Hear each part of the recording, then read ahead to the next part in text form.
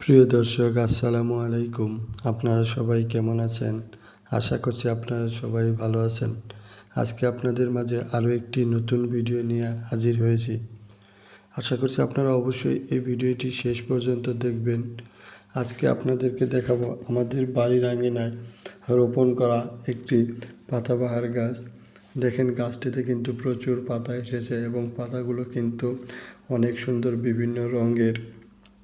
এই পাতাগুলো দেখতে পাচ্ছেন লম্বা এবং পেঁচানো পাতাগুলো। আমরা এই গাছটি কিন্তু মাটিতে রোপণ করেছিলাম। সেই গাছটি এখন বড় হয়ে গেছে এবং দেখতে পাচ্ছেন এই গাছটিতে এই পরিমাণ পাতা এসেছে, রঙিন পাতা। এটা দেখতে এতই ভালো লাগছে।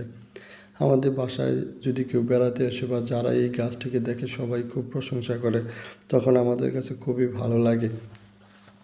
এই গাছটির কিন্তু তেমন কোনো পরিচর্যা করতে হয় না, শুধু মাটিতে রোপণ করেছিলাম। এই গাছটিতে কোনো ফুল আসে না, কিন্তু পাতাগুলো এত সুন্দর।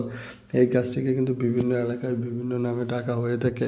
আপনার এলাকায় এই গাছটিকে কী নামে ডাকা হয় আমাদেরকে কমেন্টস করে এমনিতে জানাবেন।